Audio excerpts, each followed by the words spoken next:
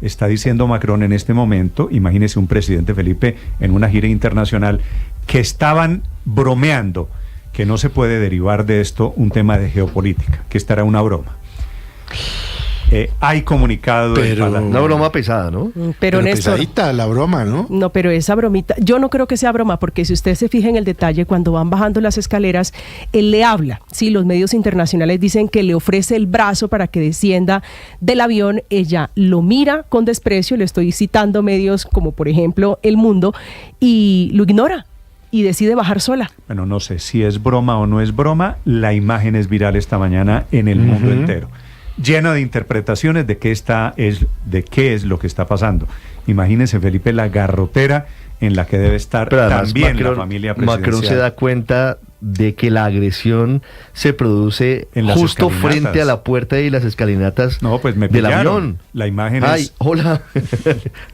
La imagen es me pillaron. Disculpen ustedes, eso también pasa en las familias presidenciales. Esta es la imagen del día. Silvia Carrasco. Sí, Néstor, es la imagen viral del día, y en Francia no se habla de otra cosa porque, claro, esta además es una gira importantísima para Francia. Piensa tú que el anterior premier que había puesto un pie en Vietnam era Xi Jinping, el presidente de China, porque Vietnam y los países que está visitando el presidente Macron están en medio de la guerra comercial, tironeados por Estados Unidos y por China. Y entonces Francia quería meterse allí, ir a hablar de energía nuclear, ir a hablar de infraestructura, ir a hablar de inteligencia artificial, de defensa, pero aterriza en Hanoi, la capital de Vietnam. Las cámaras lo están esperando al pie de la pista con el foco, la foco de las cámaras apuntando a la puerta. Se abre la puerta, se ve de perfil al presidente Macron, y en ese instante se ve una mano, un brazo, una manga color fucsia que le vuelca la cara. Eso es lo que vemos, y el presidente Macron inmediatamente se le gira la cara y se da cuenta que está frente a las cámaras. Claro, no sabíamos en ese momento de quién era el brazo, excepto por el color de la manga de la chaqueta, pero claro, era la esposa del presidente Emmanuel Macron, Brigitte Macron. Cuando bajan la escalerilla, van separados, como contaban allí, él le ofrece el brazo, pero ella no le coge el brazo, y luego se le ve a la cara de tensión a él, la mano izquierda la lleva con el puño apretadísimo, y después se le ve en algunas reuniones, porque esto fue en la noche en Vietnam y luego comenzaban las reuniones oficiales allí en Vietnam.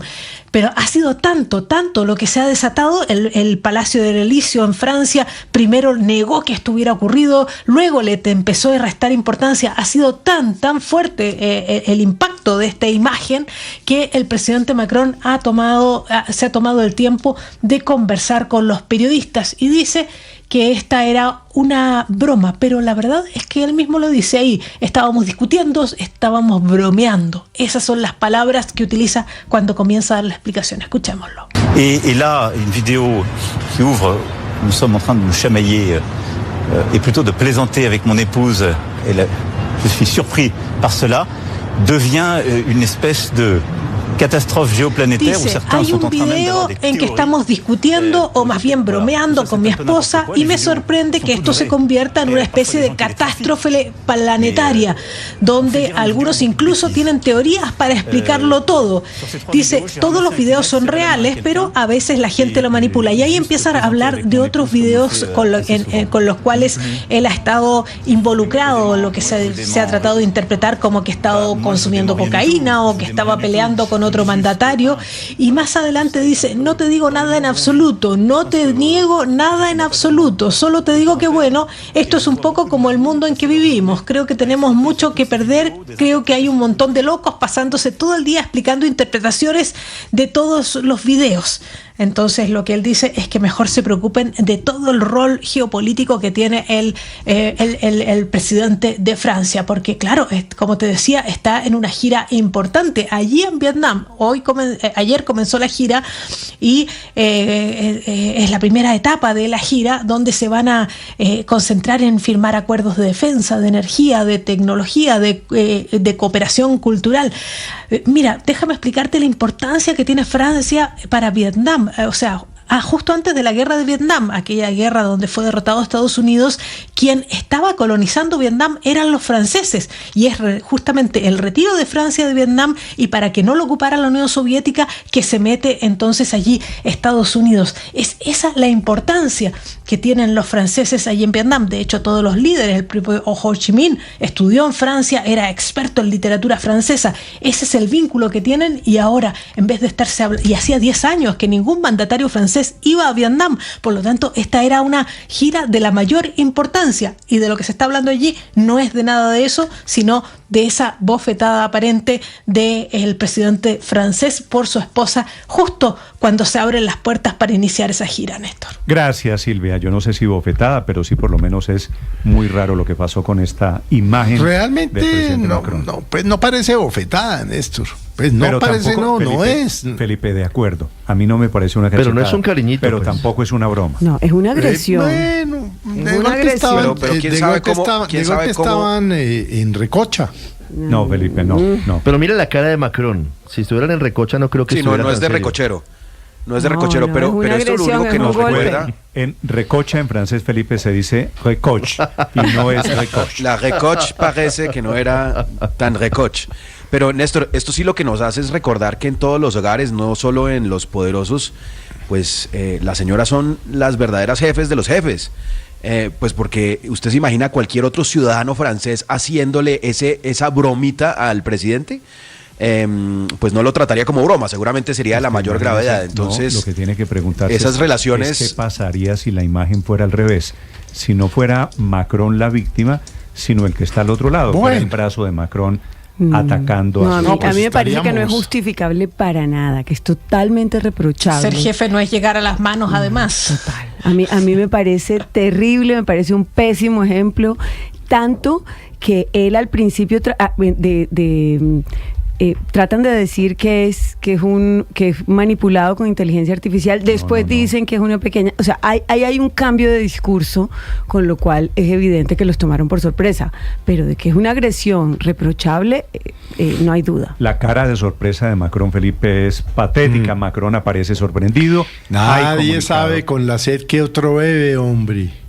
Sí. Agrego el dato, Néstor, que Señora. la imagen fue tomada por la cámara de Associated Press, una agencia de noticias que tiene entre sus principios fundamentales no usar inteligencia artificial.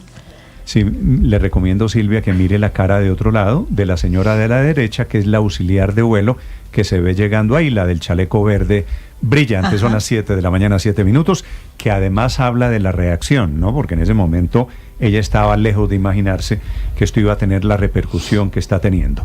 Las 7 de la mañana, 8 minutos, están las imágenes en el canal de YouTube, en la plataforma Enditu, para quien quiera ver. Y efectivamente, esta es la gran controversia. No saben cómo está incendiada la política francesa por cuenta de esta imagen. 7, 8 minutos en Mañanas Blue. Estás escuchando Blue Radio. Llega 1 millón. 1 millón. 1 millón de noticias, sueños, emociones. 1 millón de seguidores. 1 millón de seguidores. Subió a 10 la cifra de los muertos por el accidente los estudiantes de la Universidad von Humboldt de Armenia que estaban viajando entre Calarcá y Cajamarca. El bus se accidentó y se fue en el puente helicoidal de la línea. El doctor Diego Jaramillo es el rector de la Universidad von Humboldt. Doctor Jaramillo, buenos días. Buenos días, Néstor, para usted, para sus compañeros de mesa y para los escuchas de Blue Radio. Doctor Jaramillo, primero las condolencias. Segundo, quisiera preguntarle, ¿ya saben qué fue lo que pasó? ¿Qué originó el accidente? Néstor, hay, digamos, confusión respecto a las narraciones del accidente, pero esperamos pues que las investigaciones nos aclaren. Nosotros en la universidad contratamos un bus de una empresa quindiana. Tenemos un formato especial de salidas.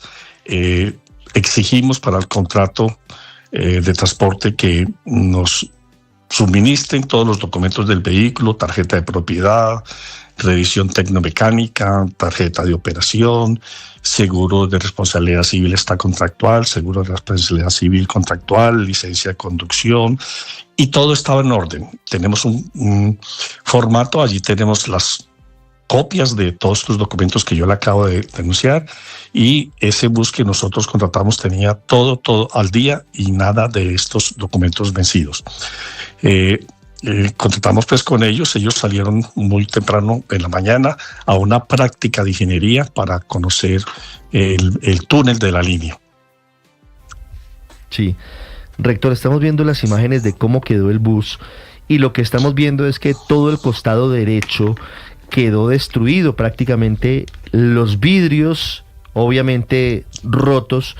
¿Qué explicación les dan a ustedes de por qué, si el bus no cae al vacío, si el vehículo que lleva a los estudiantes y a los profesores de la universidad no cae al vacío, un número importante de los ocupantes termina cayendo al abismo? Sí, el bus parece que se queda sin frenos. El chofer, tratando de mermar la velocidad, lo arrima hacia la baranda del puente. El bus pega contra la baranda y ese golpe parece que hace que salgan disparados algunos de los pasajeros. Es decir, eso fue lo que ocurrió. Es decir, sí, termina rompiéndose la estructura de la carrocería y los vidrios contra la baranda. Correcto. Y efectivamente en la misma baranda logra mermar la velocidad del bus. Uno de los pasajeros, que es un bombero voluntario, tiene experiencia en estos casos, él se tira del bus, ve que el bus va a seguir avanzando y él se baja, se tira del bus y él mismo lo dirige un poquitico hacia la baranda y logra que pare completamente el bus porque todavía había pasajeros dentro. Sí. ¿Cómo es, doctor Jaramillo, la selección del bus? Porque las víctimas, los que sobreviven a este accidente, han dicho que cambiaron de bus, pero incluso este o el anterior también tenía fallas o tenía problemas mecánicos. ¿Cómo escogieron el bus para llevarlos a esta guía turística? Como les digo, se contrata con la empresa designa qué bus es el que nos va a prestar el servicio. Nosotros exigimos que nos envíen todos los documentos que les acabo de enunciar. Nos fijamos que todos están en orden, que no tengan ningún documento vencido. Contratamos y hacemos el documento respectivo, se firma por las partes, y lo que usted me dice del cambio de bus, no sabíamos eso. Nosotros, el accidente fue aproximadamente a las 12:50, no sé exactamente la hora, y como a las 5 de la tarde apareció una foto de un periodista de unas placas de un vehículo diciendo que ese era el vehículo. Nosotros sabíamos que no era. Averiguamos con la empresa. Pero, y doctor solo Jaramillo, ¿eso quiere decir ¿ustedes ya habían contratado esta empresa? Nosotros sí hemos contratado a la empresa muchas veces, correcto. Sí, y entonces nos avisan. ¿No había quejas por el servicio, por las fallas mecánicas? No, ninguna. Nos hemos contratado por mucho tiempo, y como le digo, no sabíamos del cambio del vehículo, apenas nos enteramos como a las 4 o 5 de la tarde de ese sábado. Sí, doctor Jaramillo, hasta este momento han pasado casi 48 horas de la tragedia. ¿Qué tienen claro ustedes? ¿Dónde fue el problema? Como le digo, pues habría que esperar las investigaciones de las autoridades respectivas, pero conversé con algunos de los sobrevivientes y nos dicen que el bus se quedó sin freno y que por lo tanto el chofer trató de pararlo contra la baranda del puente. Este es un puente. Sí. Es un puente que tiene una curva muy pronunciada. Desde cuando se construyó hasta el momento ha habido más de 50 accidentes en ese puente. Es una barbaridad. Ayer el gobernador del departamento del Quindío pedía a las autoridades respectivas mirar qué ocurre con este puente, porque son muchos los accidentes que se han presentado allí. Es un puente que queda obviamente bajando hacia Calarcá, ya casi en las calles de Calarcá, y una curva demasiado pronunciada. No, pero el problema es cierto que es una curva pronunciada, pero el problema no es del puente ni de la curva. El problema es que el bus se quedó sin frenos. Es lo que parece que ocurrió, sí, cómo no. Pudo haber sido, perdóneme, Néstor, pudo haber sido falta de pericia del conductor al manejar los frenos y la caja de cambios en el descenso, siendo un descenso exigente. Es decir, ¿el conductor tenía experiencia probada en ese tipo de viajes? Pues no puedo responderle eso. Yo supongo que sí. Como le digo, nosotros tenemos copia de la tarjeta de operaciones, de la tarjeta de propiedad, del pase, de la licencia, de la hoja de vida del conductor y supuestamente tienen toda la experiencia. Sí. ¿Usted pudo hablar con el conductor que sobrevivió al accidente? No, pues hemos estado muy ocupados en la universidad atendiendo a las familias. Sí, lo entiendo perfectamente. Ocupados el sábado, el domingo, todo el día. Ayer tuvimos una velatón muy concurrida y la verdad es que no hemos tenido oportunidad de hablar con él. Señor rector, ¿en este tipo de buses es obligatorio el uso del cinturón de seguridad? No sé si es obligatorio, pero entiendo que este bus no tenía cinturones de seguridad para los pasajeros. No, pues es que tenía problemas de caja, tenía problemas de frenos, no tenía cinturones de seguridad. Por eso tantas preguntas alrededor de este terrible accidente, como tantos en Colombia, relativamente predecible. Doctor Jaramillo, quedo pendiente de la investigación del pronunciamiento después de escuchar a los testigos. Muchas gracias. Muchas gracias a usted, Néstor. Gracias. Feliz día. Es el rector de la Universidad von Humboldt en Armenia. Y Michael Pacheco es uno de los sobrevivientes que ya fue dado de alta. Por fortuna salió bien de esta tragedia. Michael, buenos días. Buenos días.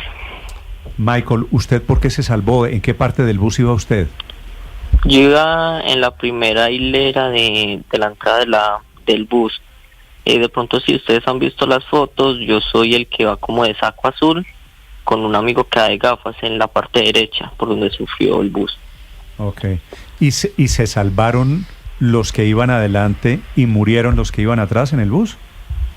Pues un amigo de nosotros que iba con la señora de rojo, él se salió y salió del bus, él cayó abajo del puente. Y hasta donde tengo entendido sobrevivimos los que nos agarramos de algo y los que íbamos en las primeras partes. Sí. Michael, le estaba preguntando al rector de su universidad, pero de pronto la pregunta también me la puede responder usted. ¿Por qué no tenían cinturón de seguridad? No, el bus solamente, pues esos buses cuentan solamente con cinturón de seguridad al piloto y al copiloto. O sea, era un bus viejo. Pues hasta donde yo siempre he visto, los buses siempre han sido así, pues. Porque si hubiese tenido cinturón de seguridad, sus compañeros no salen despedidos, que fue lo que pasó, que cayeron al abismo, ¿no? Sí, pues yo creería, pero pues no, pues la verdad yo nunca he visto un bus con cinturones de seguridad. No, acá pues, en Colombia siempre los he visto como cinturones de seguridad. Hoy en día los buses deben tener cinturón de seguridad. Los buses nuevos tienen esa adecuación. Pero no tiene que ser tan nuevo, no tiene que ser modelo 25, pues puede ser, yo no sé a partir de qué momento, pero hace rato es una buena pregunta para la Agencia de Seguridad Vial y para la Policía de Tránsito. No estoy porque tan claro. Aquí es el típico caso de negligencia, Michael, en donde ustedes iban en un paseo, no hay cinturones de seguridad, se estrella el bus contra la baranda y los compañeros que se mataron es porque caen al abismo, ¿no? Sí, eso tengo entendido, sí. Sí. ¿Qué había pasado antes del accidente? ¿Ustedes qué habían visto, Michael? Yo como iba en la primera fila, yo me alcancé a percatar desde mucho antes, pero pues no quise decirle a los compañeros y como no dañar el viaje, que la caja de cambio estaba fallando, casi no metía. Pues igual me imagino que mis compañeros también se dieron cuenta porque al chofer intentar meter un cambio, siempre la caja de cambio sonaba maluco, casi los cambios no metían como forzados. Cuando íbamos en la bajada fue que el chofer quiso cambiar a segunda, ya la segunda no le entró y quedó el bus en neutro. Sí, Michael, quiere decir que las fallas mecánicas que pudo haber sufrido el bus, que luego sufre el accidente, venían presentándose incluso desde el ascenso al alto, es decir, antes de que se presentara el descenso y el posterior accidente. Sí, señor. Sí. ¿Desde qué punto? ¿Usted recuerda, usted en qué momento fue consciente de eso? ¿En qué momento supieron que había algo que no estaba bien mecánicamente en el vehículo? Cuando íbamos para Calarcá. Cuando iban para Calarcá, ¿pero eso es bajando o incluso subiendo? Subiendo la línea. Sí. En este caso, Michael, ¿hay alguna alerta del conductor a los profesores y a ustedes diciendo tenemos fallas mecánicas? Pues nosotros en verdad nunca pensamos que iba a pasar algo con eso. Nosotros pues normalmente veníamos como diciendo, el chofer no sabe manejar, no sabe meter los cambios porque la caja de cambio está fallando. Pues en la inocencia de nosotros decíamos eso. ¿Cuánto tiempo pasa entre ese momento en que usted se da cuenta que la caja de cambios con dificultad recibe los cambios y que suena feo y el impacto? ¿Cómo así? No le entendí bien la pregunta. ¿Cuánto tiempo pasa, Michael, entre el momento en que usted se da cuenta que la caja está fallando y el momento en que impactan, en que se estrellan y se accidentan? El momento que me di cuenta, pues, yo diría que fue un minuto antes, porque el bus alcanzó a coger como entre 40 a un minuto antes del choque. Ahí fue donde me di cuenta, porque ya el conductor le dijo al profesor suave que se habían quedado sin frenos. En ese momento el profesor se para, le dice como que es en serio, y el conductor le dice que sí. Entonces el profesor nos grita: muchachos, nos quedamos sin freno, agárrense. Y ahí fue el momento que pasó todo eso, como entre 40 minutos. Y cuando el conductor les dijo agárrense, ¿de qué se tenían que agarrar? Pues la verdad, no, pues yo como iba, yo me alcancé a agarrar de la baranda que hay en la entrada, de antes de la puerta, y mis compañeros unos alcanzaron a agarrar, se dieron la vuelta y se agarraron de la cabecera del autobús, y creo que uno que iba atrás, él se tiró al piso y se agarró como de las piernas del autobús. Los de atrás evidentemente no se alcanzaron a agarrar de nada. No, ellos no como de pronto se asustaron, no sé. Sí. Michael, ¿el paseo era para qué? Era una salida académica, nos estaban enseñando sobre el túnel y sobre las vías de la línea, cómo las habían diseñado, cómo han diseñado la estructura de los puentes, qué tanto resistían, las salas de operaciones y cuánto se había tardado el bus, cuánto se había tardado el túnel principal en construirse, cómo se había hecho, las cosas que tenía, y sobre el personal de allá. ¿Y los llevaron de qué materia? ¿Era un paseo académico para qué materia?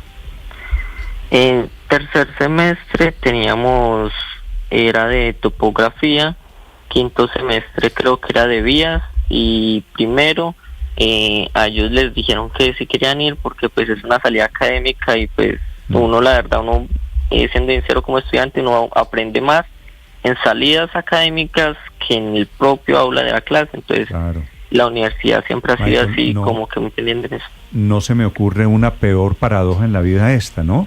O sea, ustedes los llevan a la línea de estudiar topografía, a ver túneles, y terminamos en semejante tragedia. Nosotros nunca también pensamos eso, nunca nos había pasado por la cabeza. ¿Qué carrera estudia usted? ¿O todos son de la misma carrera? Todos los que vamos en el bus, todos somos de ingeniería civil, diferentes semestres. ¿De qué semestre, perdón, Michael? ¿Tercero y quinto? Yo soy de tercer semestre. De primero, tercero y quinto. Yo soy de tercero. Michael, ¿ustedes ya estaban regresando a Armenia? Sí, nosotros ya estamos regresando a Armenia, solamente nos faltaba una curva para llegar al puente, que ahí fue donde falló, y ya solamente era bajar el puente y ya llegamos a Calarcá, ya prácticamente íbamos a llegar. Michael, en ese punto nos decía el rector de su universidad, Diego Jaramillo, han ocurrido accidentes numerosos por cuenta de aparentes líos con lo pronunciado del descenso. Durante el estudio de lo que significaba el viaje, ¿se habló de eso? ¿De lo que significaban eventuales riesgos en el puente helicoidal descendiendo de la línea rumbo a Calarcá? Sí, ya nos comentaban sobre eso, pero no, la verdad no es el puente, sino los conductores que son muy imprudentes, no saben frenar con caja de cambio y mantienen frenando mucho con el freno normal. Entonces eso ocasiona que el freno se caliente, se cristalice y dejen de frenar, y pues prácticamente casi siempre es en ese puente, ya que pues ahí ya los frenos ya van muy calientes. Por eso suele haber muchos accidentes, lo que yo creo, lo que nos comentaron allá. Y estamos hablando de los viaductos nuevos, de los puentes nuevos allí en esto pudo haber pasado en este caso, Michael, lo que usted nos cuenta, que pudo haber una falla en la conducción del vehículo. Pues yo creería que sí, porque pues el conductor siempre iba en primera, segunda, iba rápido, pues él iba confiado porque cuando subimos por la línea, él nos dijo que él siempre hacía este recorrido entonces puede ser que él iba confiado y por eso iba más o menos rápido, iba frenando pues con el freno normal, con la caja de cambios, y ya hubo un momento fue que en la caja de cambios ya no le quiso meter segunda, se asustó, debió frenar mucho, ya como los frenos estaban muy calientes, imagino que ahí se cristalizaron y dejó de frenar. Escuchan ustedes a Michael Pacheco, que es uno de los sobrevivientes de este dramático accidente del fin de semana. Michael, lo lamento mucho, creo que usted va para el funeral de sus compañeros ahora, ¿no? Sí, señor, yo voy para allá. Lo lamento mucho, un abrazo desde acá. Vale, gracias. Gracias.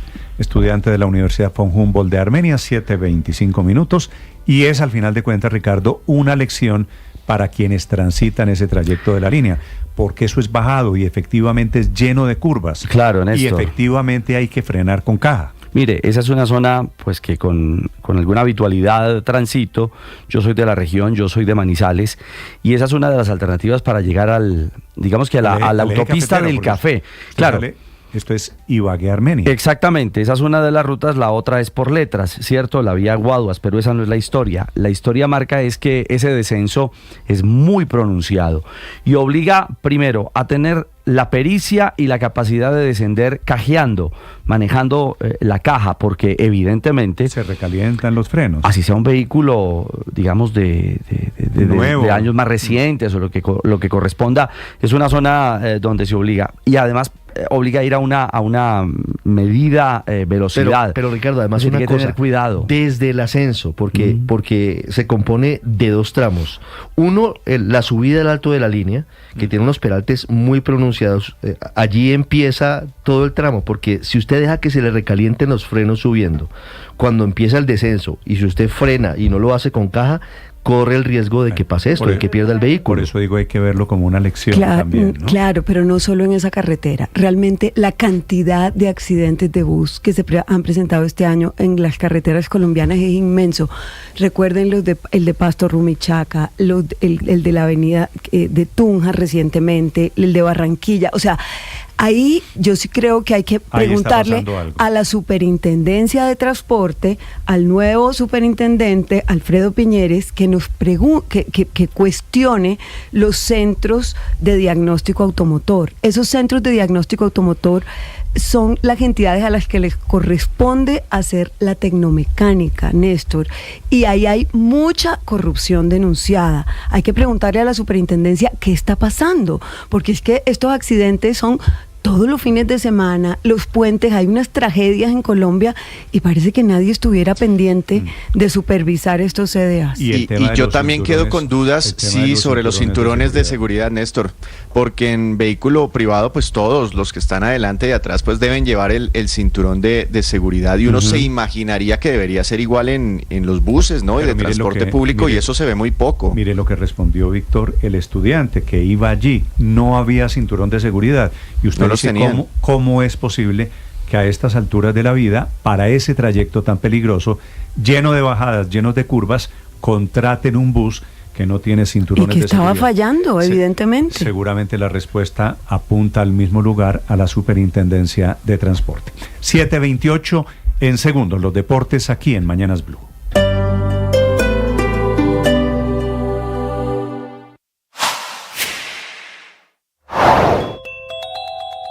Hoy lunes se presenta la ponencia mayoritaria para tercer debate en el Senado de la República, en la Comisión Cuarta, en donde 14 de los 15 senadores, todos de la oposición del gobierno, menos Aída Abella, que es del Pacto Histórico, anuncian una ponencia común para sacar adelante la reforma laboral, que es el motivo por el cual el gobierno quiere hacer una consulta popular. Si llegan a aprobar esta ponencia, repito, con 14 de los 15 votos, va a ser difícil que el gobierno siga con la misma retahíla de que va en contra de los intereses, porque esta ponencia viene con horas extras, viene con los recargos de 100% para dominicales y festivos.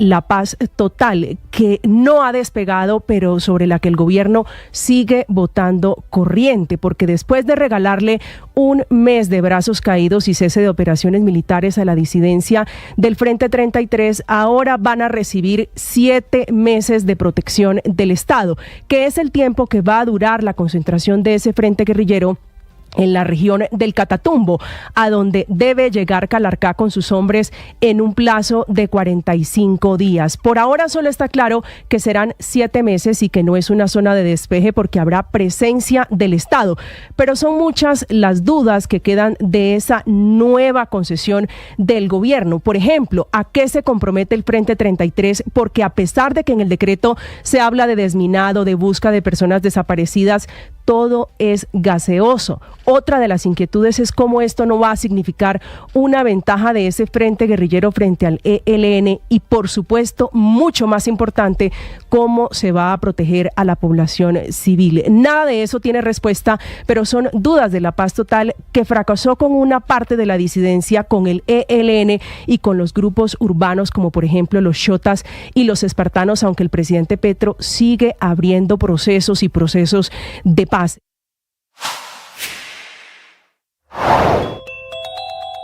Los resultados electorales que se están conociendo esta mañana del Consejo Electoral en Venezuela, el chavismo se queda con el 95% de las gobernaciones y con más del 80% de la Asamblea de Diputados, es decir, control absoluto. Poco antes de la medianoche, el Consejo Nacional Electoral ofreció el primer y hasta ahora único boletín con los resultados de este domingo en lo que fue la elección de 285 diputados, 24 gobernadores y 260 legisladores regionales, poco más de 500 cargos a elegir.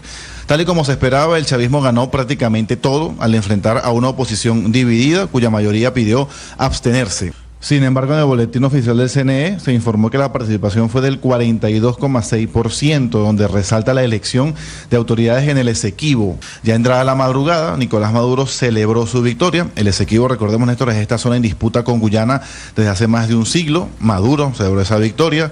Repito, 95% de las gobernaciones, 23 de 24 y 82% del Parlamento, resaltando justamente lo ocurrido allí en la zona del Esequibo. El Esequibo. Si derrotas, la pasión y la afición en juego y los datos de lo último en deportes se lo presenta Mañanas Blue. Ya son las 7 de la mañana, 32 minutos, momento para hablar de deportes, momento para hablar de nuestra liga que ha entrado ya en la fase semifinal. Una jornada 20, la del cierre del todos contra todos, que estuvo marcada por varios hechos. El gol de Falcao retorna a la anotación, el liderato de América, el punto invisible para la Mechita y también para el conjunto embajador. El panorama claro de los 7 juegos, Millos ganó 4-2 frente al Boyacá Chicó. Jairo Molina le estaba aguando la fiesta a Millos. Doblete, ganaba 2-0 el conjunto boyacense y aparecieron los goles de Daniel Ruiz, Kevin Palacios, Falcao García y Daniel Cataño para la victoria embajadora. El otro que ganó fue el América, 2-0 frente al Medellín, goles peruanos, con Luis Ramos que se fue de doblete, y un visitante, el Junior, que en el Atanasio derrotó 3-2 al Atlético Nacional. Los goles de Guillermo Paiva y Jordan Barrera, luego el descuento de Billy Arce, aparecería Javier Báez para el 3-1 y Kevin Viveros puso el 3-2 final. Y en Manizales, 11 Caldas hizo la tarea para meterse entre los 8, derrotó 1-0 al Cali con gol de Mateo García.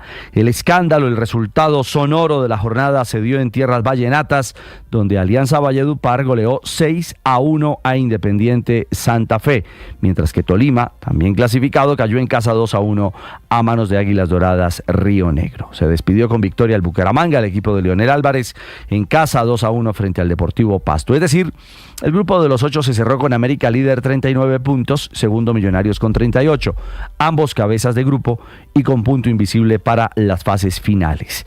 Tercero Junior con 37, cuarto Tolima con 36, quinto Nacional con 35, sexto fue Santa Fe con 33, séptimo cerró 11 Caldas también con 33 puntos y octavo el Independiente Medellín, mientras que en esa ruta Medellín con 32 unidades. En el grupo A, Ya armados los cuadrangulares quedaron América Junior, Tolima y Medellín. En el B, Millonarios, Nacional, Santa Fe y Once Caldas. La fecha 1 será de la siguiente manera. En Barranquilla, Junior, Tolima. En la ciudad de Medellín, el Medellín frente al América de Cali.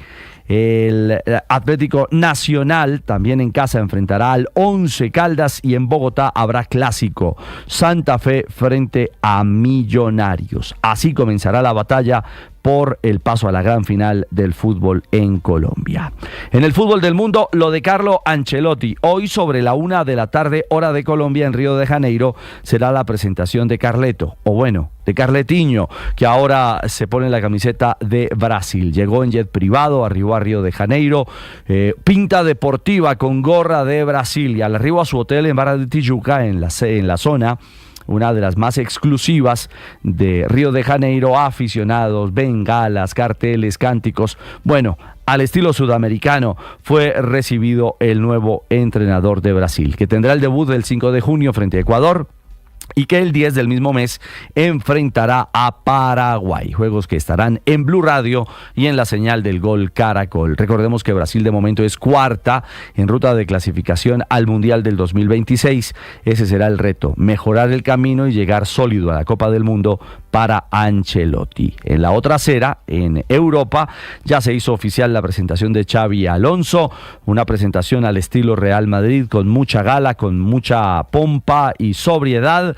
El Ala Madrid en el arribo de Alonso en el Salón de Trofeos, donde fue presentado con su camiseta, con Xabi Alonso estampado en la espalda, de apretón de manos de Florentino Pérez. Empieza la nueva era. Su primer reto será el Mundial de Clubes en los Estados Unidos. Y panorama de otras disciplinas para los colombianos este fin de semana. Sebastián Montoya, podio, el hijo de Juan Pablo Montoya en la F2, fue tercero en el Gran Premio de Montecarlo en la Fórmula 2. 22 años después, una imagen muy emotiva, ver a Sebastián en el podio donde su papá se consagró en la Fórmula 1. Mientras que en Moto 2, David Alonso, el colombo español, fue tercero en el Gran Premio de Gran Bretaña en el circuito de Silverstone. Primer podio también en esta categoría 2 para el motociclista colombiano. Y en Roland Garros, atentos, porque Daniel Galán, el santanderiano, ganó en 5 sets a Valentín Roger, el francés. 7-6, 6-3, ganaba los dos primeros sets, perdió los dos siguientes 3-6 y 6-7, y al final se impuso 7-5. 4 horas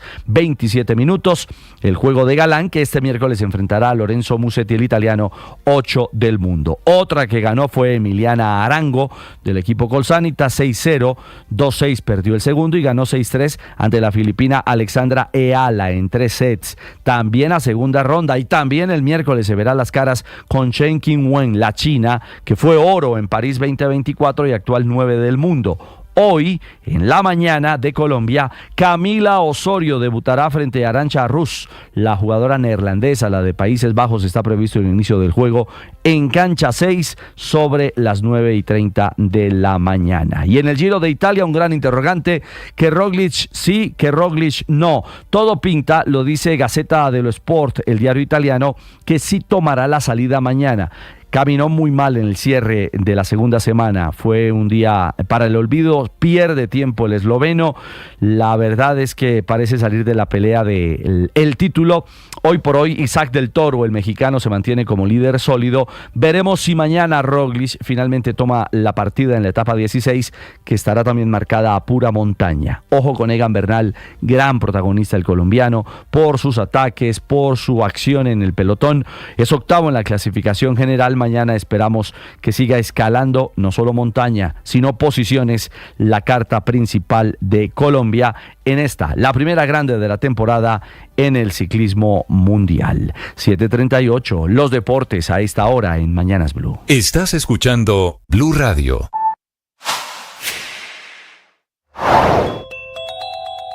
Crece la tensión entre Colombia y Estados Unidos tras la decisión del presidente Gustavo Petro de no extraditar a alias HH, cabecilla de Comuneros del Sur, disidencia del ELN en diálogos de paz. Washington evalúa sanciones ya que el líder guerrillero es requerido por narcotráfico. Según Noticias Caracol, esta decisión también motivó la renuncia de la ex ministra de Justicia, Ángela María Buitrago, presionada por el comisionado de paz, Oti Patiño. Quien es el único jefe mío es el presidente de la República. Es el único que puede decidir cambiar una posición en el tema de extradiciones y es el único que puede ordenar eso. Cartas confidenciales entre el Departamento de Justicia de Estados Unidos y la Fiscalía revelan un nuevo malestar bilateral, esta vez por alias El Mocho Olmedo, cabecilla de la Frente 33, a quien le fue suspendida la orden de captura pese a estar pedido en extradición, donde estuvo 55 días libre sin que la Fiscalía conociera su paradero. La Corte Suprema de Justicia encendió las alarmas. El magistrado auxiliar Jesús Albeiro Yepes. Bajo la excusa de una política de paz total, Colombia viene viviendo una verdadera política de criminalidad total.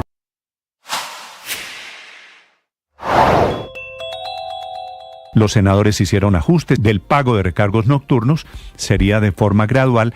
Crearon un régimen especial para las pequeñas y medianas empresas que tengan hasta 10 trabajadores que tendrían condiciones diferentes y modificaron al final el artículo sobre aprendices del SENA. Nada de esto le gusta al gobierno. El presidente sigue moviendo el tema de la... 7 de la mañana, 40 minutos. Felipe, comparto con los oyentes que he llamado insistentemente al parlamentario David Racero.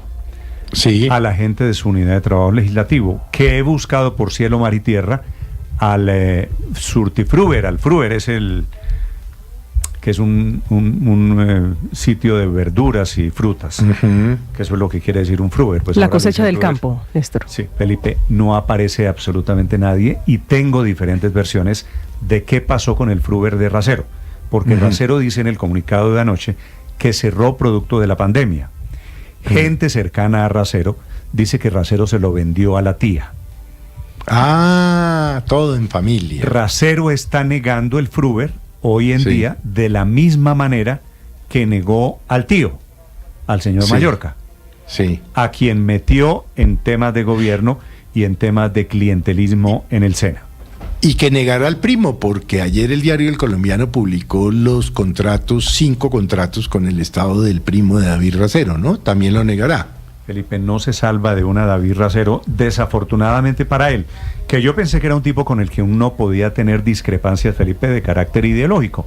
Él ve de una manera el mundo, hay personas que lo vemos de otra manera.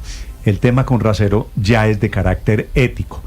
Este tema de andar predicando de lo que carece, me parece que se le creció y le está terminando en una investigación que inevitablemente tendrá que tomar, Néstor, llegar a la Corte Suprema de Justicia. Lo paradójico es que él se hizo célebre precisamente evidenciando los nexos familiares de los políticos y cómo la gente utilizaba y ejercía el tráfico de influencias con sus propias familias. Es que lo que es impresionante es que todo es calcado, o sea, calcado todo lo que hoy en día se está demostrando de David Racero, lo que criticaba hace unos años y que lo hizo catapultarse a ser presidente del Congreso, y tan de la Cámara, perdón. Racero, Felipe, muy de malas, que se llama Racero. Entonces las tendencias son alrededor del doble Racero. Si el señor se llamara Rojas o González, pero con el tema del apellido le están dando, y hoy, la verdad, merecidamente, es impresentable lo del señor David Racero.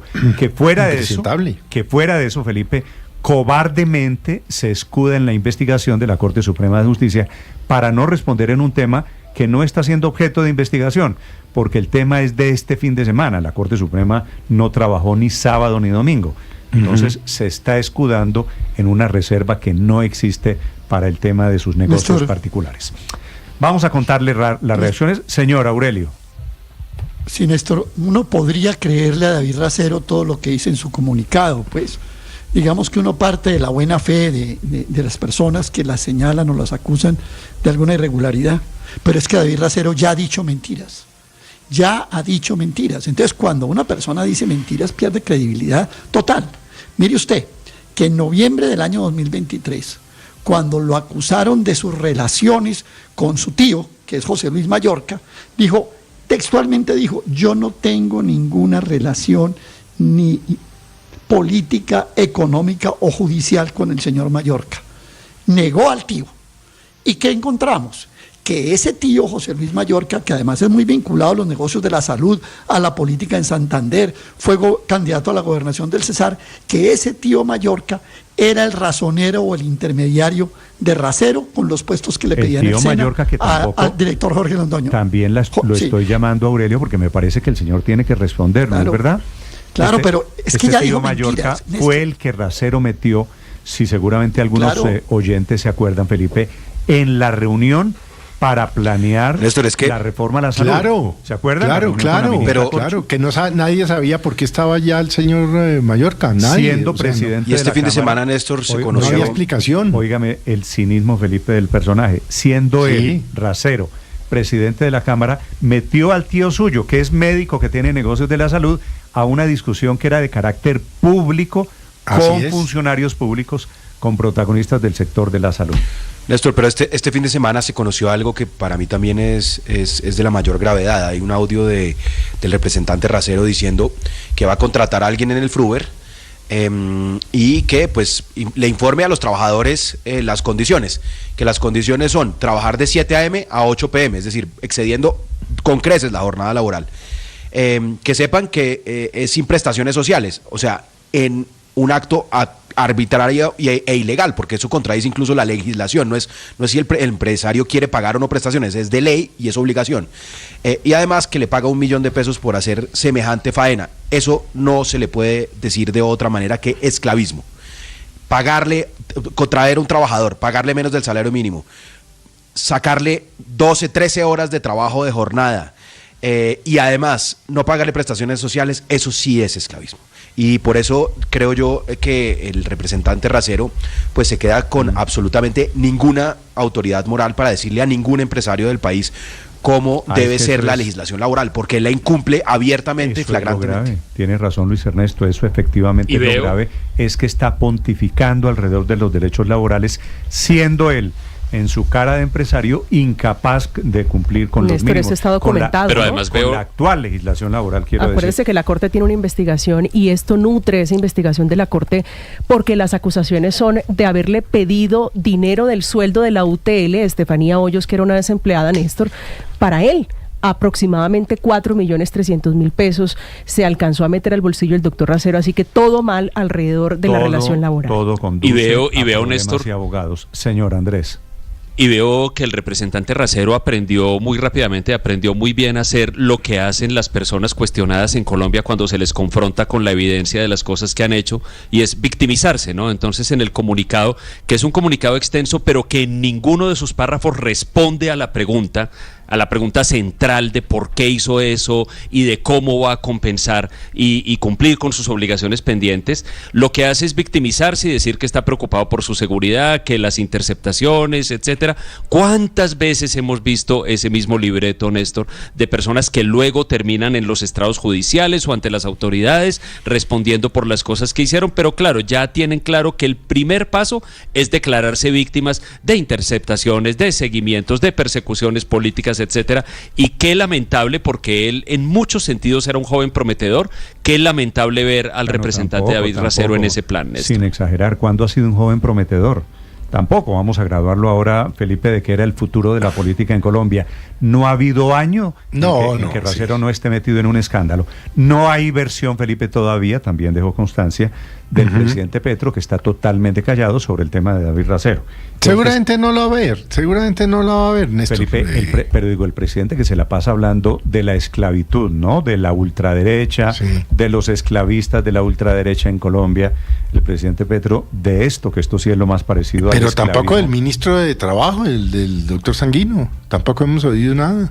Felipe, y seguramente vamos a ver qué es lo que está pasando esta mañana, muy pocas defensas, a ver quién se atreve a defender a David Racero. Pues los que están siendo condescendientes de David Racero están diciendo, en el mejor de los casos, que hay que esperar las investigaciones. Claro que hay que esperar las investigaciones, pero las grabaciones son grabaciones confirmadas, inclusive por el propio Racero. ¿Sabe de golpe quién creo yo que lo podría defender? ¿Quién? Clara López, que se refiere a las empleadas del servicio como las sirvientas. Sí, Felipe, sí, pues es que... Pero no, he dicho, Felipe, desde aquí no hay nada que defender. Esto no tiene nada que ver con izquierda o derecha. para quienes están diciendo que esto es porque es de izquierda, no.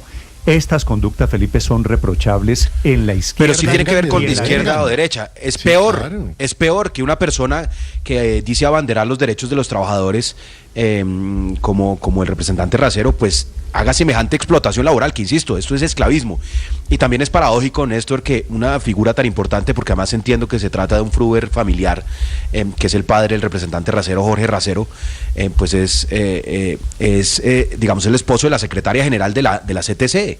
Entonces uno dice, toda su vida asociada al sindicalismo, toda su vida asociada a la derechos de los trabajadores, para ofrecerle a los trabajadores. Es que, Néstor, déjeme recordarles, hágame cuentas de esta oferta laboral.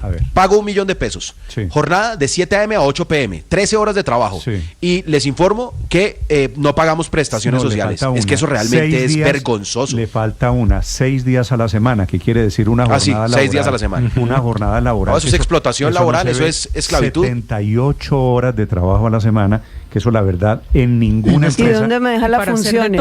Para hacer de todo. Sí, bueno, son las 7 de la mañana. Sí, no era solo para hacer cajera, ¿no? No era solo para hacer cajera. No, le tocaba los baños, tenía que limpiar, hacer las pulpas, pelar las frutas. Pero hay una cosa peor, ¿no? Sí. Hay una cosa peor. Dice en la grabación que si creo que Vanessa no le sirve, que busquen la otra. O sea, era prácticamente el reglamento interno de trabajo de la empresa de Racero. No, el reglamento, yo creo, Néstor, el reglamento es $1.000.000, se lo aguantan porque se lo aguantan. Y el segundo capítulo del reglamento, Aurelio, que usted lo sabe mejor que yo, esa figura de todero, el contratado hace de todo, cajera, limpia baños, hace mandados, la culpa, todo. Y advierte que sin prestaciones, y por eso le echa la ñapa, y de una vez le digo que no hay prestaciones, porque eso es lo más grave. Yo estuve mirando, dicen que la grabación es del año 2021 y que el salario mínimo en esa época era como 900 y pico de mil. Bueno, pero la cosa de adelante, y aquí no hay prestaciones.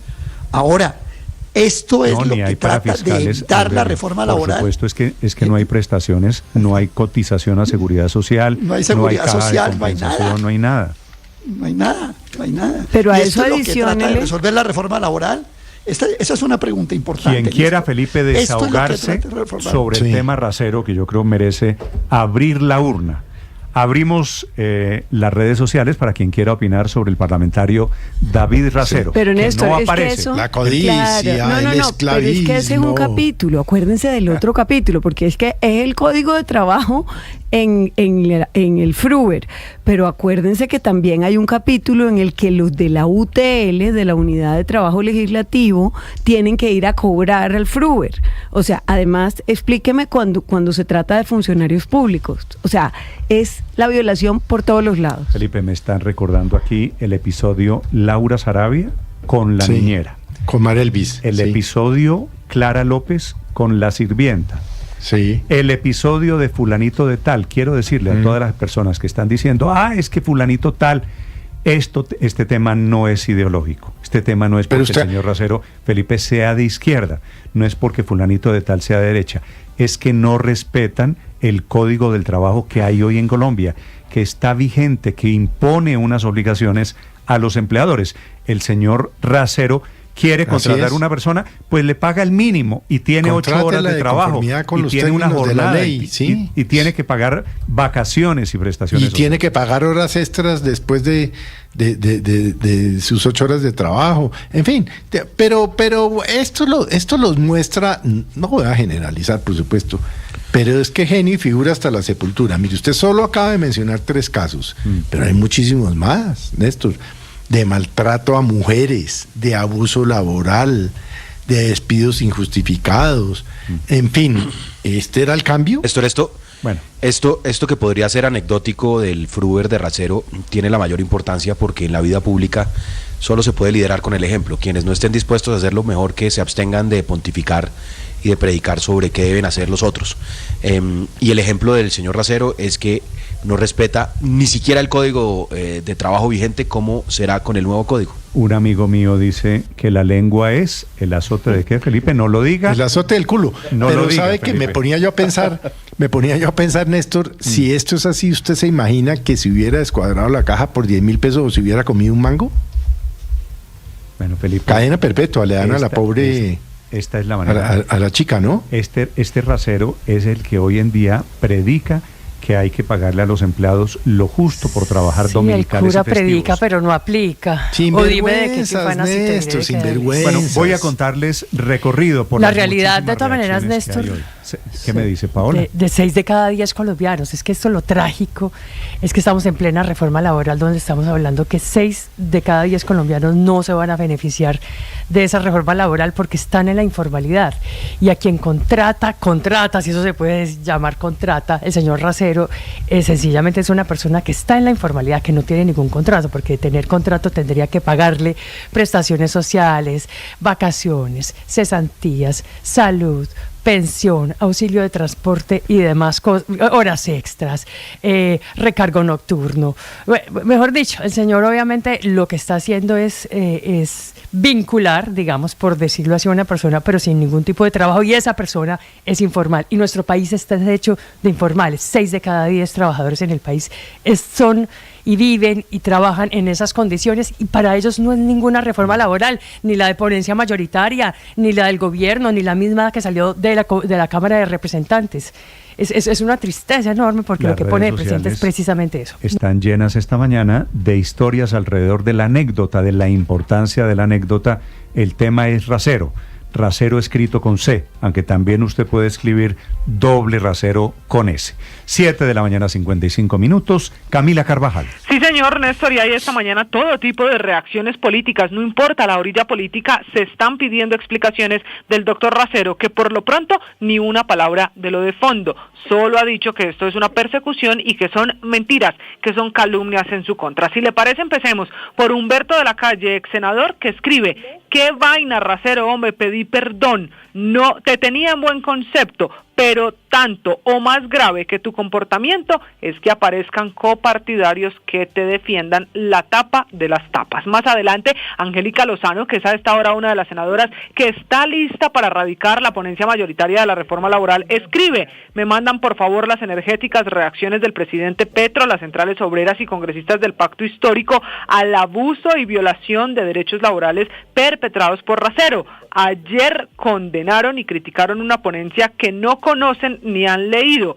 Oyen la viva voz de Racero, supongo, sus fulminantes opiniones. También Sergio Fajardo. Fajardo escribió: de dientes para afuera una cosa, pero en la práctica hacen todo lo que dicen odiar. También hay reacciones de David Luna, que escribe: hay que ser bien caradura para hacer campaña despotricando de la corrupción y luego llegar al poder a repartir puestos en los peores capítulos del pasado. Más adelante también hay esta, que es una reacción muy importante, y es la de María Fernanda Carrascal, que comparte, que también es parlamentaria con el doctor Racero, y que ella ha sido una de las que impulsa precisamente la reforma laboral. Lo primero que dice es que hay que erradicar la precariedad del sistema laboral, y más adelante ella, Néstor, tiene una hipótesis del porqué de este escándalo. Dice: en contraste, los ataques de la ultraderecha, de abogados que se han enriquecido toda la vida combatiendo causas justas y políticas pusilánimes sin convicciones. Lo que están haciendo es evidente. Esta es la teoría de la doctora Carrascal. Están instrumentalizando denuncias de la prensa para ambientar la radicación de la ponencia de la reforma, que discrimina de manera inconstitucional a millones de trabajadores y trabajadoras.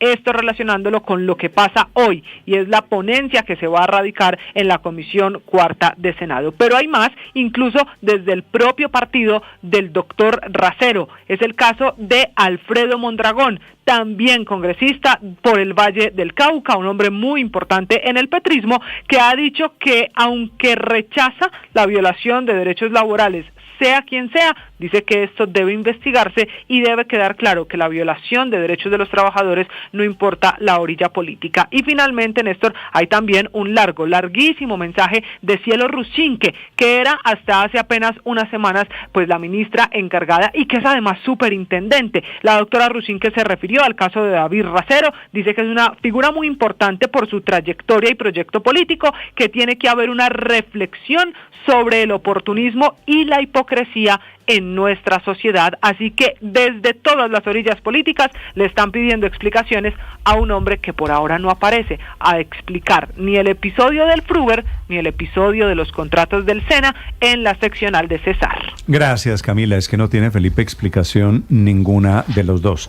Ese tema, Felipe, ese cuento de que estos son ataques de la ultraderecha, eso tampoco se lo cree nadie, ¿no? Que esto es para torpedear el trámite. Pero de la usted ha visto a los bodegueros pagados con platas del erario este fin de semana, defendiendo a Racero y atacando a Francia Márquez. Sí, Felipe, lo sé. ¿Usted lo ha visto, Néstor? Es que es una vaina que ya uno no sabe para dónde mirar. Felipe, ¿y por qué están atacando a Francia Márquez? Porque Francia Márquez dijo que la habían marginado. Sí. Bueno, porque la ningunearon. Felipe, sí. La ningunearon. Pero entonces dijo que la habían marginado, que no la habían dejado hacer nada, que el Ministerio de la Igualdad no le habían dado los dientes, que hay casos de corrupción en el alto gobierno, que este no era el gobierno por el que ella se había involucrado tanto. Entonces a Francia Márquez la tienen levantada y a Racero la defienden. Machista y de patriarcado, y efectivamente las tendencias son para atacar a Francia Márquez, a quien ven ahora como la nueva enemiga del gobierno. La defensa, así es. Y para defender a Racero. Claro, pero es que la defensa de Racero, recuerden que no es solamente sobre este tema de explotación laboral, es sobre contratación de familiares en el gobierno, las acusaciones es que tiene 9 personas que ha tratado de meter en instituciones estatales, sobre intercambio de cargos en entidades estatales, que eso es otra cosa, en Positiva Seguros, en Colombia Compra Eficiente. Adicionalmente, el clientelismo en el SENA, que son los audios con el director del SENA hablando de las cuotas en el Cesar, etcétera. Y ahora sobre el Fruber. O sea, es que es por todos los lados. Defenderlo es realmente muy difícil. Por eso el silencio del presidente Gustavo Petro es tan ruidoso, porque es que algo tiene que decir cuando fue la persona que estuvo en su posesión como presidente de la Cámara. El nombre completo es David Ricardo Racero Mallorca, Felipe. Y digo el segundo apellido porque me parece, para quienes tienen como hobby meterse al SECOP, que es el Sistema de Información Pública, van a encontrar que hay muchos Raceros y muchos Mallorcas en cargos públicos. Así que la familia del doctor Racero es tal vez la familia mejor ubicada, mejor colocada. Claro, y ese silencio en el sistema laboral colombiano. Y ese silencio del presidente Petro sobre ese tema pues ya es estratégico, Néstor, porque es que si fuera solo el tema de David Racero, pero ¿cuántos escándalos de corrupción hay hoy activos, digamos, alrededor de figuras que tienen que ver con el gobierno del presidente Petro y figuras muy cercanas? O sea, Carlos Ramón González, por Dios. El presidente ha optado por guardar silencio, creo yo, Néstor, de una manera muy, con un planteamiento muy simple, y es, pues son los nuestros, y si nos ayudan y si sirven para lo que los necesitamos,